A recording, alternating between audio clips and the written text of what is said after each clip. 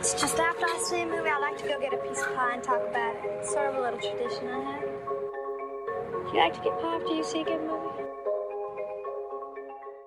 Hey, everybody, welcome back to A Piece of Pie, the queer film podcast. It's a very special holiday episode today. We have a very special guest. Obviously, I'm here with Matthew, who is a regular contributor, and for our first and hopefully not last time, we're here with Derek, I guess creator of the Instagram page Queer Cinema Archive. Hi, Derek. Hi, thanks for having me. Of course. I'm a big fan of your page. And I know I reached out and asked about collaborating on something. I was thrilled that you said yes. And we landed on a couple of Christmas movies, Rudolph the Red-Nosed Reindeer and Frosty the Snowman.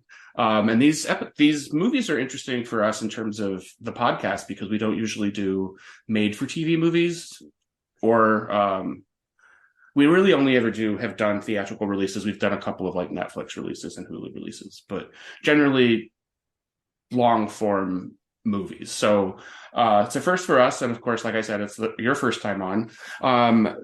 And I was happy that you suggested these movies. Can you tell us a little bit about Queer Cinema Archive and how long have you been doing it? What was the genesis of it? Yeah, it's funny.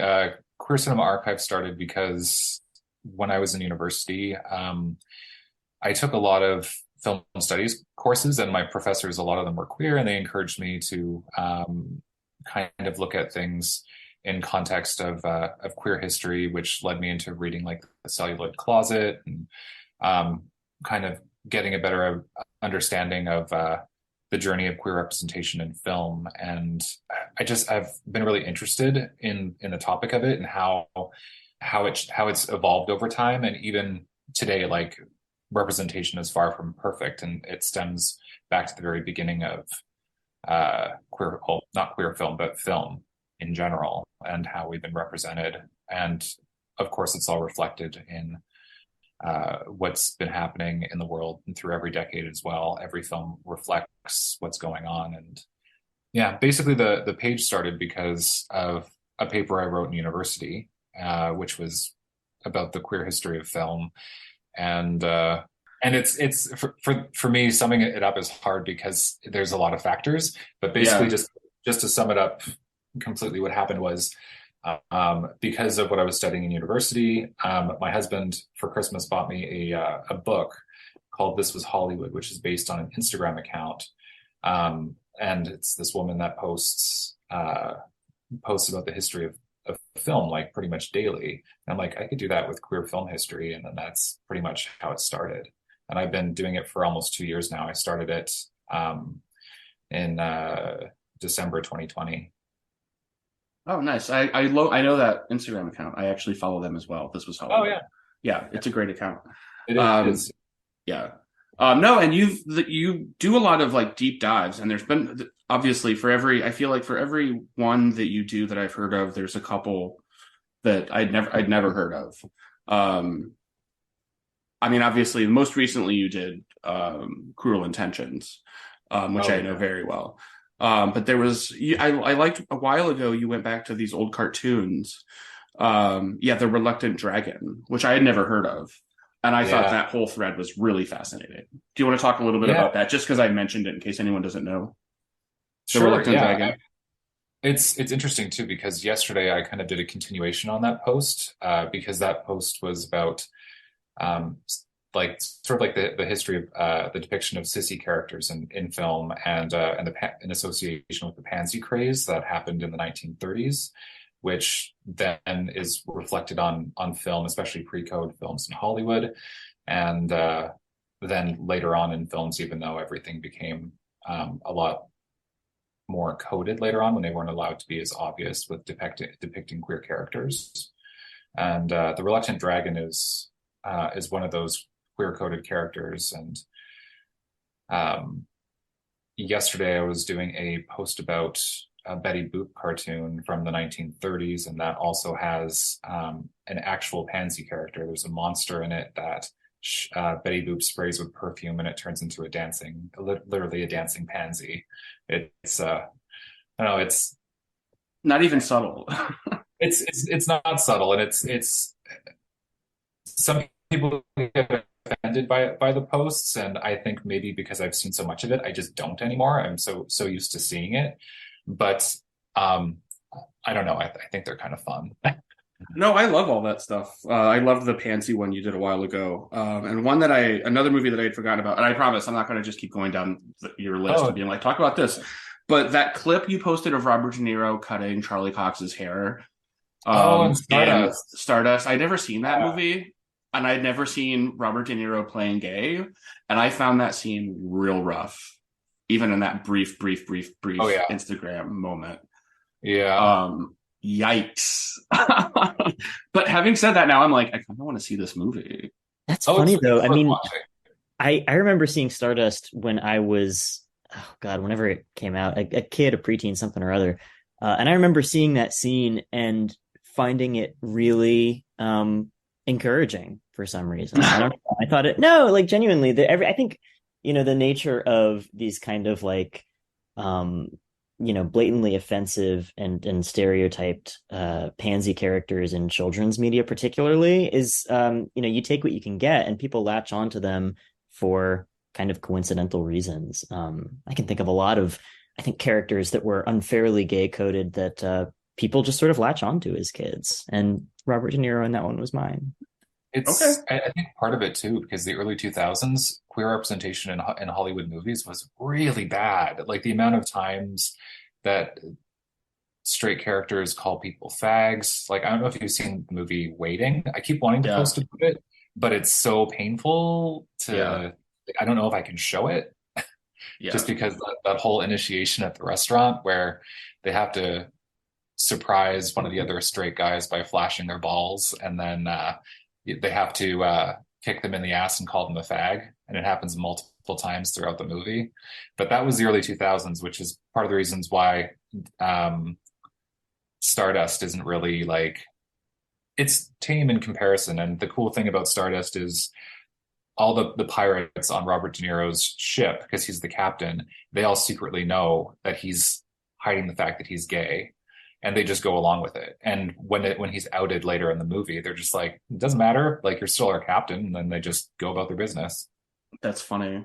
Yeah. Like I said, I've never seen the movie, so I remember it being like advertised and being around, but I had no idea that De Niro played gay in that movie. Well, it's Brian. It's not that he's gay; it's that he's theatrical. Okay.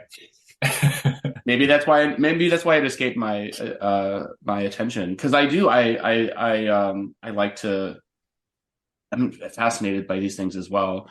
I've seen Waiting, and I remember watching it when it came out. I saw it with a group of straight people that I worked at a restaurant at, and I was like the gay one, and it was a really uncomfortable experience, and I did not have a lot of fun. But as a waiter, there's a lot in that movie. That movie gets right as someone who's waited tables in corporate restaurants. And also that kind of behind the scenes mentality of a bunch of bro-y dudes calling each other fag. Like, it happens. And I'm not saying that to like sell you on the movie Waiting at all. Because I agree, it's not a good movie. But I remember when I saw it thinking like, well, whoever wrote it has definitely done this because there is a lot of that. I watched it with a group of people I was working with when I was working at Disney World in 2007. And it was very much like that, because you have like the onstage, offstage thing where people can see what's going on. And when you walk out the door and you're with the guests, you're all super happy and chipper and having to smile because they're like, there's hidden management watching you. Yeah. As soon as you walk back, what they call backstage, immediate frown, angry, venting about like awful people. Yeah. It's, I mean, that's not what Disney is. It's super happy. Right. Like I said, I could easily go down the thread and just pick up movies and tell stories about them, and that would be fun. But we decided to discuss Frosty the Snowman and Rudolph the Red-Nosed Reindeer, and these were two movies. Like I said, I reached out to you about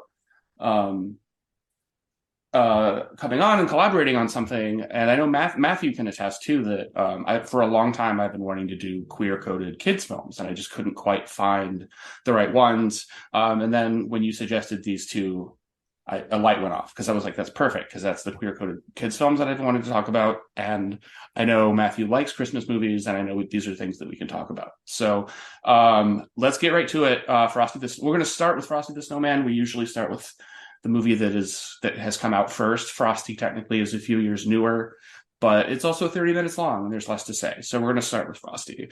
I'll just jump in and say, I feel like this was a fun exercise watching Frosty, like specifically hunting for anything that jumps out as gay, or, you know, even queer in sort of just the alienated sense. I like that he had a dandyish hat. I think that's really all I can pull from it. Derek, what do you bring? What do you bring as far as queer interpretations to this one? Aside from the queer-coded villain, there's not as much going on, and I think he's kind of the most interesting part of the whole movie in terms of queerness. Did you want me to I guess go into the aspects that make him queer-coded? Oh yeah, definitely. Let's pretend that whoever's listening to this doesn't even know what queer-coded means. Even though I think it. Do you mind explaining that briefly, and then what about him falls under that and makes him queer-coded? Despite the fact that he's wearing a top hat and like a purple shirt. Yeah. So queer coding's basically the beginnings are in early stage productions and silent film. Well, basically the beginning of cinema onwards, because you have these visual stereotypes that infer queerness, whether it's someone who's like a guy who's very dandyish, or like a feminized male, or a butch female, butch female characters. And back in the beginning, they would call them, that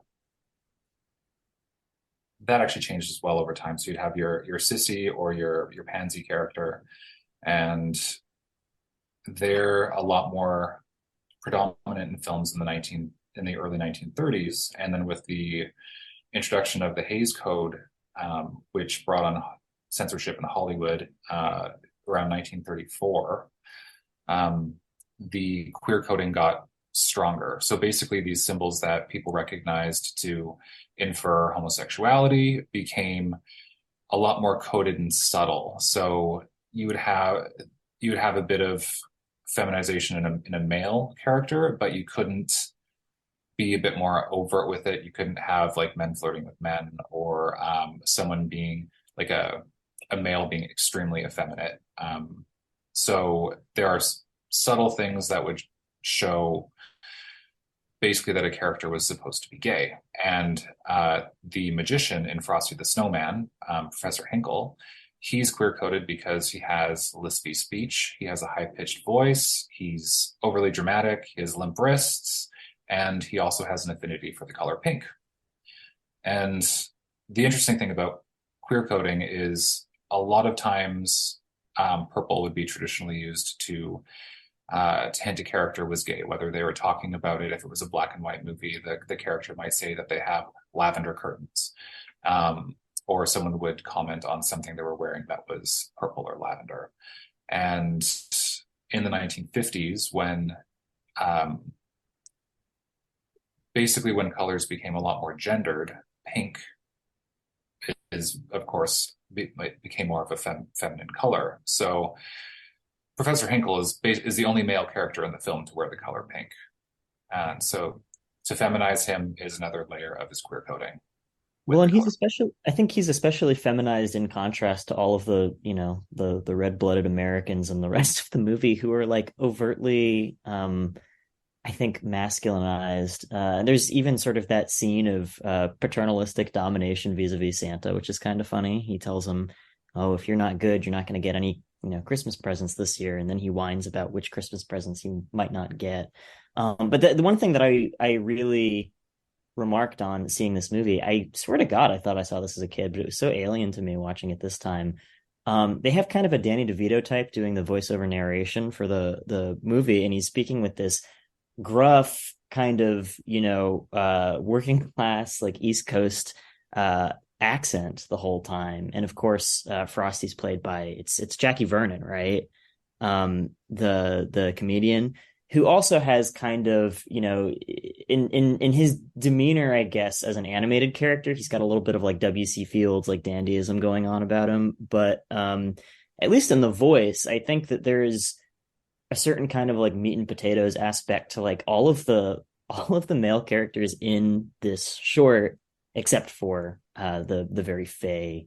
It's almost weird to call him a villain. He's just kind of a little troublemaker. The The magician, antagonist. the antagonist. Yeah, He does call himself an evil magician, though, at the end. that's true. But yeah, I see what you mean. He is more of an antagonist than a villain, and he's even treated that way at the end. Yeah, and he's Because not really one, punished. He kind of like he's punished by he has to write whatever like a zillion times. Which yeah, again, like I don't remember if we were recording when we were talking about this, Matthew, but I know you said it felt very designed for a very young audience. Yeah, I was just saying real quick before we hit record that I was kind of flummoxed by this. I mean, all Christmas movies, have a certain sheen of intention for children about them. And even, Rudolph is certainly not a thinker or anything by any stretch of the imaginations. But this one really, it felt like it was, maybe on the level of Caillou or something. There are all of these weirdly like didactic moments just peppered in throughout where Frosty will like, it's stuff that you would pull out if you were an educator and be like, this is a teachable moment. We can learn what a thermometer does. There's all of these little pinprick moments that make it very evident that this is aimed for young kids. I think the animation style too, which is something that I was both I was both really pleased with and slightly uncomfortable with. It's like too smooth. It's very well, no, I suppose that's not what I want to say about it. Um I don't know. It looks very like something you'd find in a leapfrog. Like it's very simplistic. Well, I mean, I think part of that too is the time that I think it was very deliberately Well, the designed budget. to look that way. And these, it's a Rankin Bass production. They were known mostly for stop motion, and they decided to do it as a cartoon per the trivia on the Internet Movie Database because they wanted it to feel like a Christmas card come to life, and it has that look to it. It looks like a Christmas card I style suppose, animation. well, I suppose the polish is what I'm Yeah. I mean, I technically when I think of Rankin Bass, I think of the sort of grit that the stop motions had, not in subject material, but in terms of there's a certain A kind of realism to them because they're tangible objects. I feel like right. that this doesn't have. This is that has a sheen to it, a clean Christmas card look. Yeah. And yeah, like stop motion is an animation, but they're real, tangible objects, and so they have a texture to them. Yeah, well, I'm interested too because I mean this isn't 70s, this is what 69. But I feel like a lot of animation, especially like animation that was meant for public broadcast during that period in like the late 60s and 70s, has like a very kind of crunchy, like mealy mouthed quality to it, especially in terms of the voiceover. There's a lot of crosstalk, there's a lot of kind of like mumbly acting. It feels kind of non-professional in a warm and comforting way. It's the kind of thing that like the Hubblies were really well known for. And this one, it was by contrast, it felt very polished. There's a little bit of the crosstalk. I think the funniest scene at the very beginning is when the kids all get let out for school and they go to play in the snow, and you can tell that they were just like, we need to sprinkle in some dialogue about snow here, and you can hear the kids all talking over each other, and one of them says, I like snow, and then the other one says, snow's good. And yeah, I can't disagree there. But for the most part, it really does seem like weirdly produced in a way that I wasn't really expecting. Yeah, I think like I said, I think that's just that it gives it that it's literally a TV special. It's like a CBS TV special, and it has like this shiny Christmas cardy quality to it. Like I said, that even the Charlie Brown cartoons don't have that like sort of look to it. It's very unique. It's interesting to go. I wanted to go back to was it Professor Hinkle or what's it, whatever his name is, the Yeah. villain. It's interesting that he is the queer coded character, and he's also like we were talking about. He's not necessarily a villain, but he's the antagonist, and it sends I think this subtle but clear message to maybe queer kids that this is bad, and like if you're like this, that's a bad thing, and all of the good kids are gonna who are helping Frosty like aren't wearing purple when they're not like this. Like there's a delineation between those two types of people, I think, that sends a message, whether intended or not, I think is very much there. I think it's pretty much intended, and because he's also doing what a lot of these villains in cartoons of this period do, which is a grown adult chasing after a child.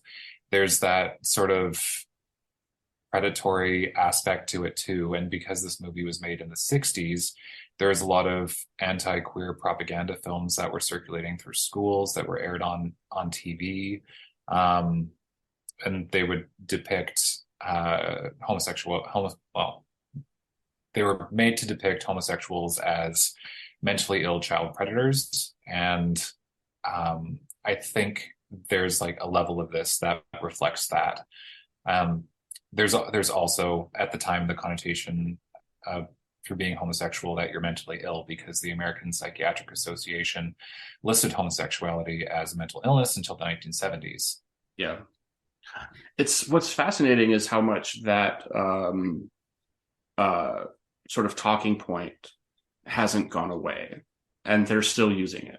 And I mean, we see it now. They're trying to ban drag in Tennessee, and they want to make it illegal to do in spaces where there might be children.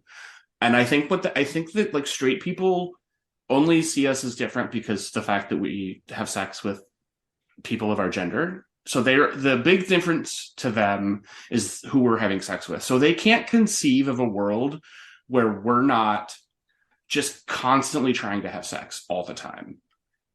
Like they think it colors everything about us. And speaking as a gay man, it does color a lot, but we also have other sides of ourselves. We can do a job like a teacher or a construction worker or a dentist. But I think it stems from this idea that the thing that makes us so scary is who we have sex with. And so we must be trying to have sex all the time. And it's this threat. They feel like, they're going to try and have sex with me. And I think that I've seen the quote a million times and I love it, but it's basically like homophobia is the fear that a man will treat you the way you treat women. Yeah, Which I was terrified the whole movie that Hinkle was trying to have sex with me. I think that there's also something about the way that he's presented, that it's not just that, he's the adult pursuing the children in this kind of like predatory way. For context, he's trying to get his hat back. Just for anybody who's listening in, he's pursuing, I think it's Karen, who is the one child with Frosty, which also weird. It starts off with Frosty and the whole gang of kids who've let out from school basically having a parade through town, and then Karen decides that she's going to be the only one to follow Frosty to the North Pole. She gets on a freight train with him, and everybody else just sort of waves by, which odd. But I think another interesting element of Hinkle's portrayal is he's childish.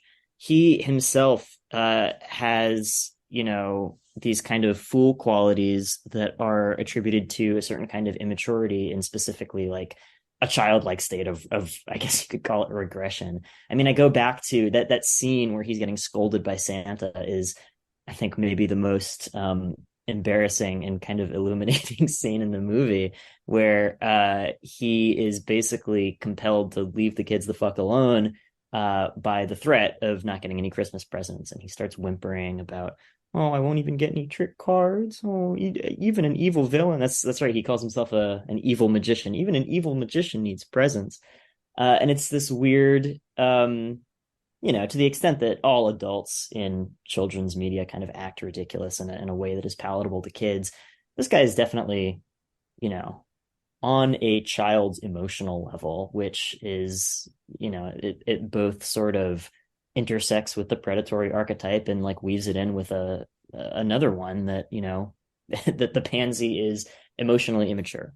I would also I really just want to talk about Frosty himself for a minute because he's got such a distinctive voice. Jackie Vernon, you know, he's got that I think he's from New York, but he's got that very like East Coast you know, kind of roughness about him. And you know, of course, I think part of it is he's big, jolly, and rotund. He fits the archetype of what is traditionally Santa. But there is, I mean, he himself is also portrayed as like an adult with the joviality of a child, and he's non-threatening. He's completely. His first words are "Happy Birthday." It's true. And then his second words are also "Happy Birthday." I don't know. What do you see? What do you see going into the characterization of Frosty? I mean, I think it's almost hard to unpack him because he's such a stock character at this point. People just know Frosty qua Frosty because he was, you know, he just sort of exists in the culture. But I mean, what's going into his portrayal? Nothing. The song.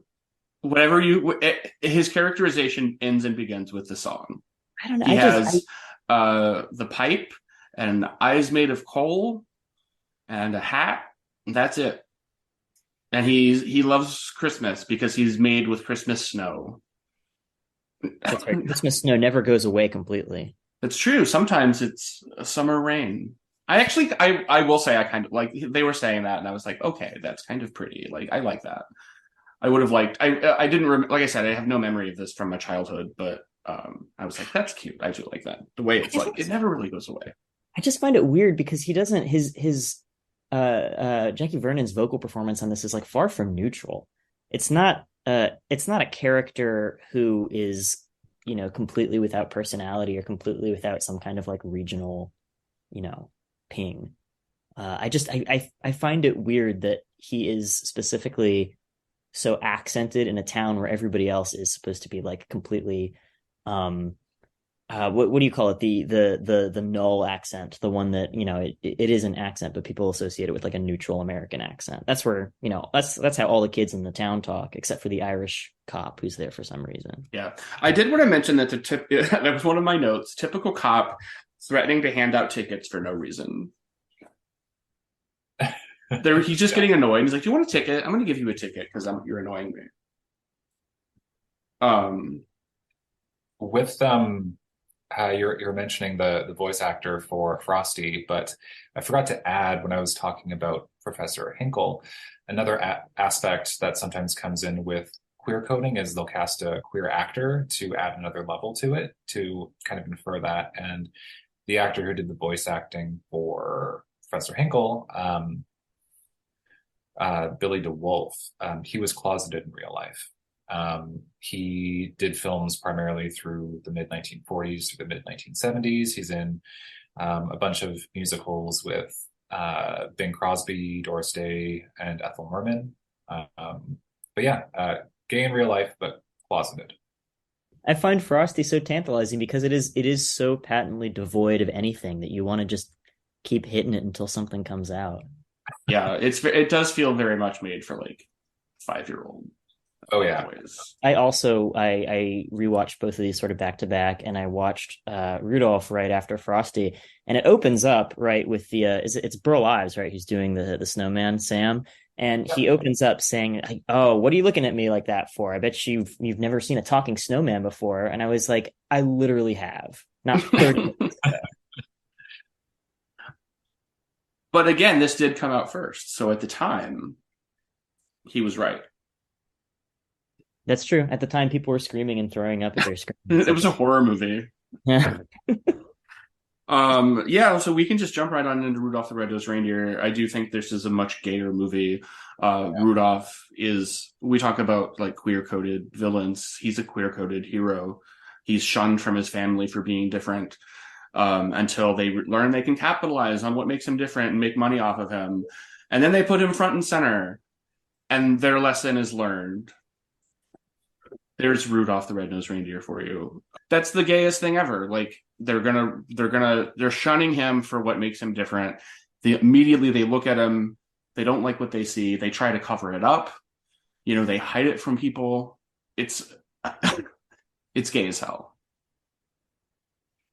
It really is. And I mean, after Santa discovers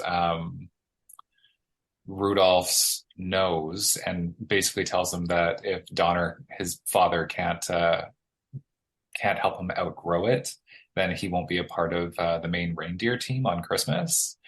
And then the dad, of course, puts the mud on Rudolph's nose and says, "You'll be a normal buck just like everybody else." And then that transitions to the Snowman narrator again, who says, "Well, for the first year, the Donners did a pretty good job of hiding Rudolph's nonconformity." And after that, my husband and I were watching it. We're just like, "Wow, that's really gay." Yeah. There's a great, uncomfortable kind of pause where Borlaug's kind of clears his throat and goes, nonconformity. Yeah. What could he possibly be talking about? Yeah. But they show this movie to kids every Christmas, all across the country. It's on CBS, and it has been every year, literally every year of my life. We were saying again, we were talking about this before we recorded. I'm about to be 42. I don't think I've seen this in 30 years, since grade school. Another thing that we were discussing, I'm kind of a Scrooge. I'm kind of a Grinch. I don't really like Christmas movies. So it was fascinating to revisit both of these, and this one in particular, because that's right at the beginning of the movie, that line that he says. And I was like, immediately I was like, oh, I'm so glad we're going to be talking about this. This is ripe for a conversation. Well, and it's funny too, because I feel like a lot of kids' movies sort of can be inherently read through the queer lens of being different is alienating, but ultimately okay, because that's sort of a stock theme for kids' movies.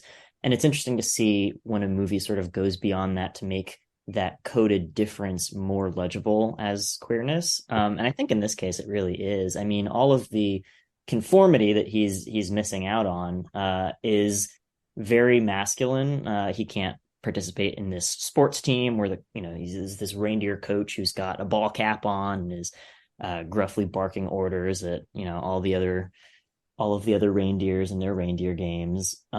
And specifically, he's Rudolph's father is teaching him how to be a buck. It's not just about being a reindeer; it's about being a man, which is a significantly gendered version of conformity that I think Hermie also touches upon. I know we were talking about that a little bit before hitting record. Derek, did you want to talk about Hermie? I would love to hear what you have to say about Hermie.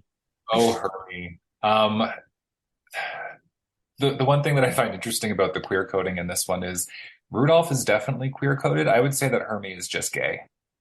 Like, it's either that or it's just the flimsiest queer coding I've ever seen in a film. But it's really interesting to see how they've created the look of the character, because that is a large factor in it too. Because when you look at the elves, the male elves, they're all wearing blue, and the female elves are all wearing pink. The males are all bald, and the women all have blonde hair. So Hermie's like a cross of both of those things. So he has blonde hair like the girls. He has this like Bette Midler and Hocus Pocus bee-stung lips, whereas all the other males have like these elongated mouths with like maybe a tiny bit of red, but not much really. And not to mention he has the stock pansy characters like wavy blonde hair. So he's different that way. Not to mention the fact that he also likes to play with dolls, and he's scolded for not following the norms that everyone else is following. No one likes the fact he's different, and they laugh at him for it. And then he runs away so that he can be himself and be a dentist. If I'm saying dentist, I'm using air quotes, dentist. But yeah, that's Hermie.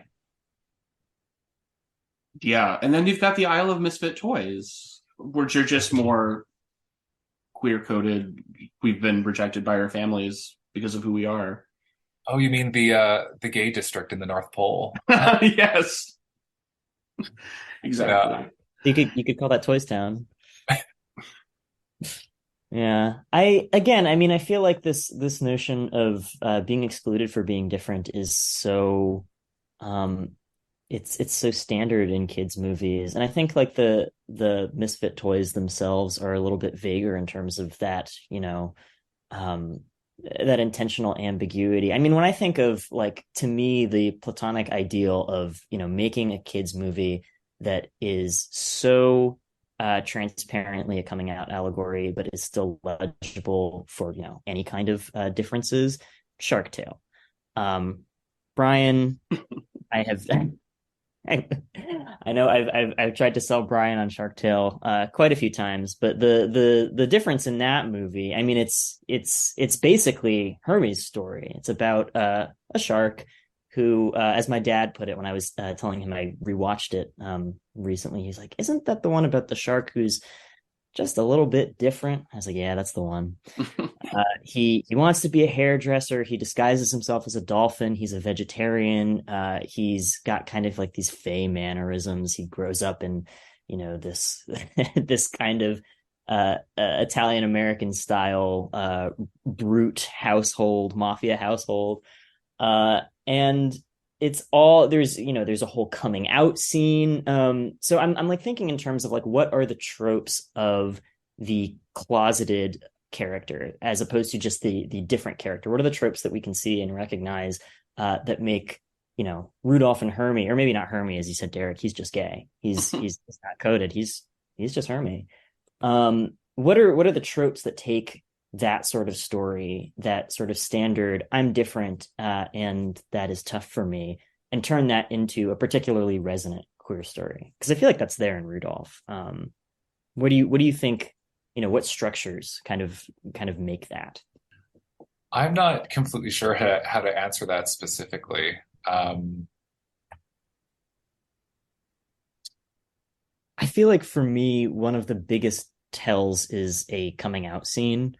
oh, Um, so it's not just like a Beauty and the Beast situation, right? Everybody can tell that the Beast is, he's cast aside because he is very apparently different, right? And so if that difference is visually sustained the whole time, it's not really. I mean, there's definitely a queer reading to stories like that, but there's an aspect of the hidden nature, right? And Rudolph, of course, has to conceal his nose. There's a big ruckus when he is revealed, when he is outed as a red-nosed reindeer. Um, the outing scene is I don't know. I never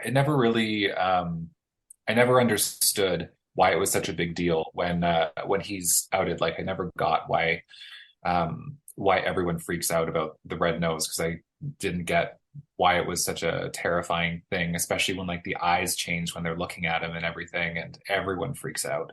But I was watching it this time, and I'm like, if you were to compare this to a situation that happened in real life, where a girl tells a boy that she thinks he's cute. He gets excited and starts wrestling with one of his other male friends, and then gets visibly excited, to which everyone then realizes he's gay and gets ostracized by the community because of what they've just witnessed. And that's kind of what it's like, because when the cap pops off of Rudolph's nose, it's not because he's wrestling, it's because he gets excited. And I was like, that is wow, okay. I'm trying to think. I feel like that happens in other things. There is a yeah, there is sort of a metaphorical arousal that happens that betrays the main character who's hiding. Yeah, and in Rudolph, it's like it's some like unsuppressible force that, in a moment of jouissance, of excitement, of of some kind of ecstatic euphoria or something, the inner self shows shows itself. And yeah, I think you can very easily read Rudolph's nose as kind of a metaphorical boner. I definitely did not until this very moment, and I think that that that's what this podcast is for, is to find those moments. I The encourage old, everybody to rewatch that scene with that in mind, and you will not be able to unsee it. yeah. I watched it today, and it's very recent in my mind, and so I actually probably might even go back and watch that with that in mind, because I didn't pick up on that, but now that you said it, I'm like, oh, of course, of course. Anyway, what is the movie where someone gets a boner while wrestling? Is that a real movie, or was that I feel just an like example? it's just an example, but I know I've seen it in TV Yeah. shows and movies. I just can't think of any at the moment because I feel like there's always a moment where someone's trying to hide their boner behind a book in high school Yeah. or something. Yeah. And in the realm of, children's entertainment, I think disguises are another really popular trope that lend themselves really well to this, like, forceful outing moment. And it's usually, I still can't think of a concrete example of this, but I feel like there's always like a character gets like caught up in dancing or doing karaoke or something, and they let their guard slip. And it's usually, it's I don't think it's incidental that all of these moments where they get carried away that lead to an outing moment, they're usually something very, I don't know, performative, something very theatrical. Yeah, go ahead. I can think of one. There's a moment that stands out in the movie The Sweetest Thing with the one with Christina Applegate and Selma Blair and Cameron Diaz. It's just like a random character who's in the movie for like 10 seconds because they're all standing around and singing, and then he gets really into it, and it's a cop who's just suddenly very effeminate while singing, and then you're immediately like, oh, he's gay, and that's what it's supposed to mean. I don't remember that movie. I remember that movie being a thing, but I don't know if I saw that movie. It has some good moments in it. But there's definitely a lot that doesn't hold up today. Well, early 2000s, like we were talking about. Yeah. That same kind of that humor. Yeah. So, I mean, Derek, you were talking before about the ways in which gay coding was often sort of used as like a heuristic to get across like villainous traits or to portray somebody in a light that was unflattering. And in this one with Rudolph, we're talking about the queer coding going towards a character that we're inherently supposed to sympathize with. Do you think that there are any elements of, Rudolph as a queer allegory that are sort of, I don't know, offensive, or because I guess like the main difference here is that the queer allegory that we read into Rudolph is, I think, much more on a spectator side. Whereas, the queer coding of Professor Hinkle or Magician Hinkle or the Great Hinkle or whatever the fuck his name was from Frosty the Snowman was very, I think, blatantly on the writer's side, right? It was a manner of expressing that certain characteristics were shortcuts for, an unlikable character. Yeah. What is, I guess the reduced way, like what is problematic about Rudolph? It is actually pretty interesting because you don't see as many movies or TV shows from back then with like positive queer coding. Usually it's always the villain, and queer coded villains, I mean, we still see them in movies today, especially Disney movies. I mean, like, even though I guess they're from the 90s, like Scar from The Lion King or Jafar from Aladdin. But going back to Rudolph, I think the only thing that's kind of offensive about the entire story is not so much in the way that they've created the characters. It's just that they have to prove their masculinity at the end of the movie to be accepted by everybody. So they don't actually have to change anything about themselves, which is good, but nobody accepts them until they've proved their masculinity by defeating the abominable snowman. Well, and like in this one, Rudolph, that makes me think that Rudolph is only accepted because he's proven useful.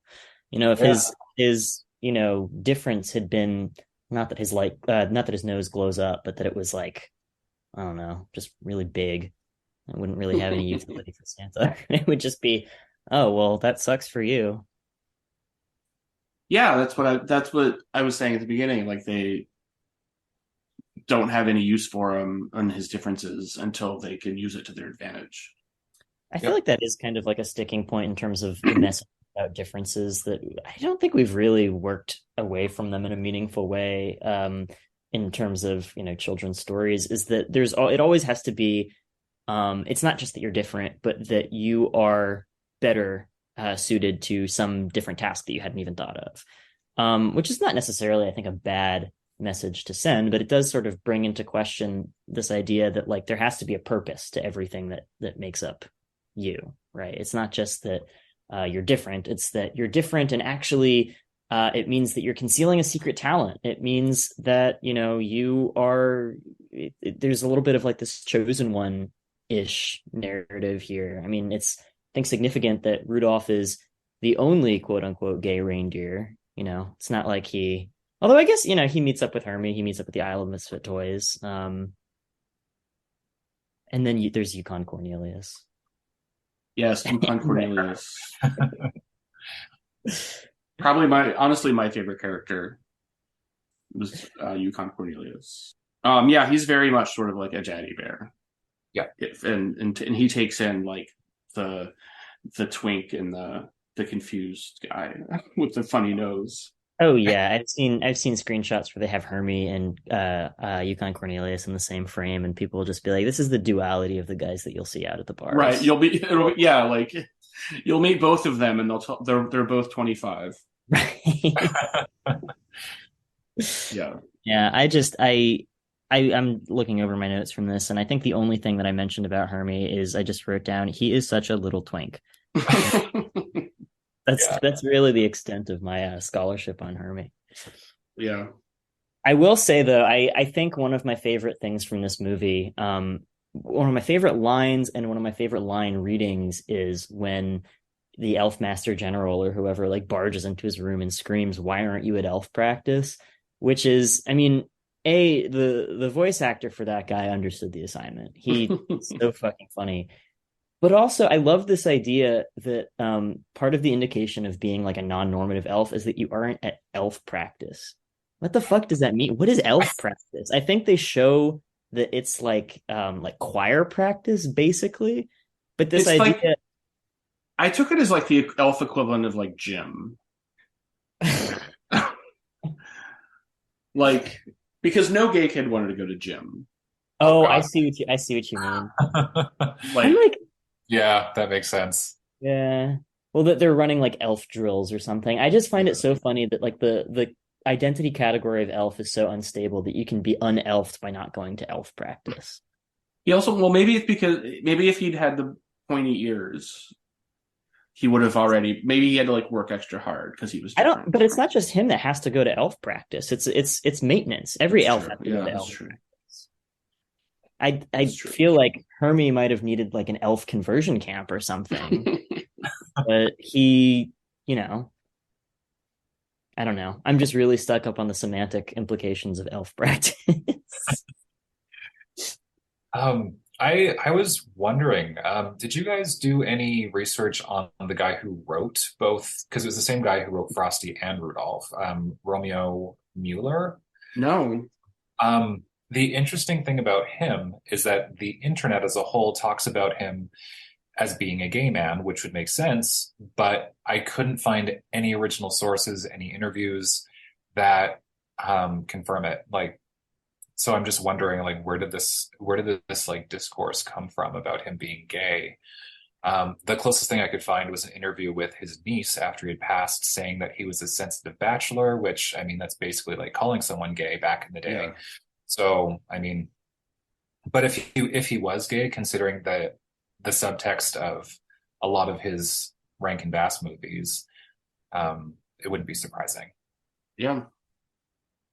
I wasn't able to find anything definitive about DeWolf. What was his name? Oh yeah, Billy DeWolf. Billy DeWolf. I read something that said he was, and then I read something that said it was never confirmed. There's a couple of biographies that I was reading about that listed as sources, and a magazine article from a few years back that did as well. So it's talked about in biographies, but then I mean, it's the thing about being closeted back in the day. A lot of it becomes like you can't completely confirm it. So I guess I guess I should probably say he was probably closeted, though there are a couple sources that like biographies and things that do talk about him being gay. But that being said, I mean, I even have a Judy Garland biography that says she was bisexual. So who knows? You know, it was an interesting time Yeah. back then. Yeah. The only thing that I was Yeah. thinking, It looks like it's all like straight to video stuff almost, or something like for later yeah, years anyway. yeah, Which that's unfortunate considering like how beloved both of these are, that he kind of, I mean, they're known as Rankin Bass productions and nobody really ever talks about who wrote them, but everybody knows the name Rankin Bass. yeah, exactly. Yeah. Yeah, the closest thing I could find to a biography was there's a Rankin Bass historian that wrote a book about Rudolph that I think you can buy through his website. He does a brief biography about Mueller, and I'm like, maybe that could be the source, but you'd have to Yeah. locate to be able to confirm. So, Not which I sure. could not do. Yeah. Well, that's fine. Yeah.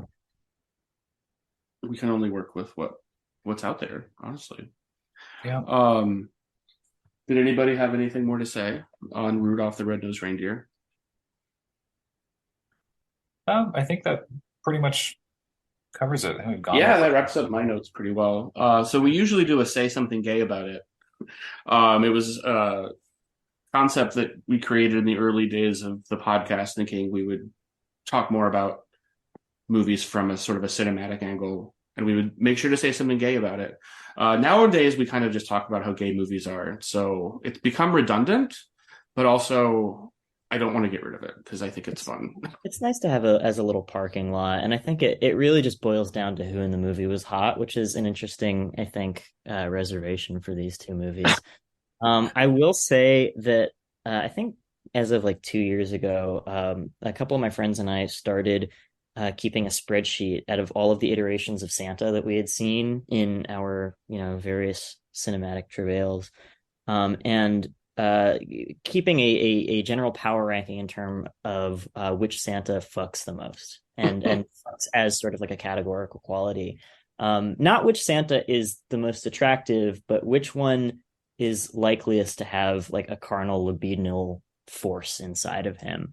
And I will say that I think these two Santas, it's impossible to imagine the Santa from Rudolph having any kind of loin thoughts. I don't think, I mean, especially when he and his wife refer to each other as Mama and Papa.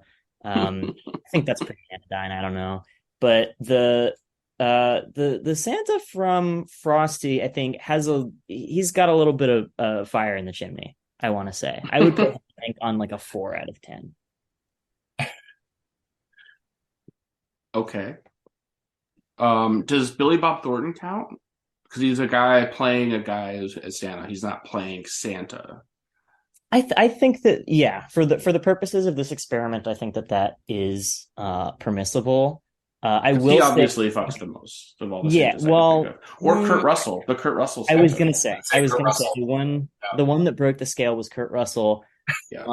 And I wasn't super comfortable with that. So why not? Kurt Russell's a good looking dude. he is. I think his portrayal of Santa is a little bit too like leisure suity for me. Like he's like the Glenn Quagmire of Santas. It's really, and there's like at one point in that movie where he like kind of like passively quotes Chicago crime statistics, and you're like, hold up, what? It's very. I never saw it. It's very fucking strange. He's kind of I think explicitly written as like a dirtbag Santa. Okay. And then of course we're gonna have David Harbour to add to the list pretty soon, which, geez Louise. But yeah, I would say I'm pretty comfortable in my rankings on these two. Okay. I think in the two movies, Yukon Cornelius probably fucks the most. But he's not anybody. Santa. And that's the important paradigm.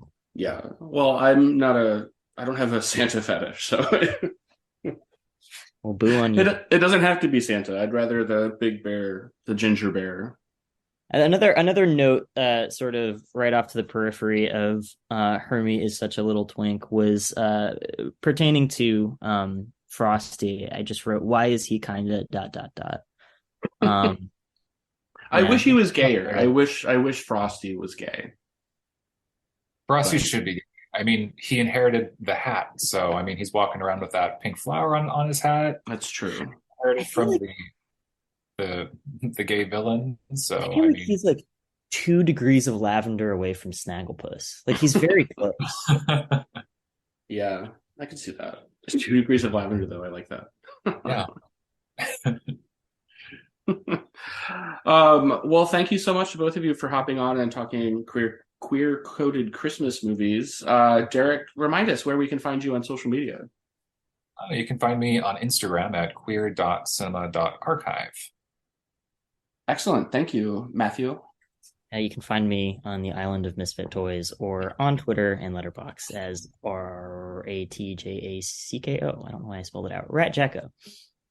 Yes. Thank you. And you can find the podcast at Piece of Pie Pod on Instagram and Twitter and YouTube. You can find me on Instagram, Twitter, and Letterboxd under So Brian Rowe. That's Brian with an I, ROWE.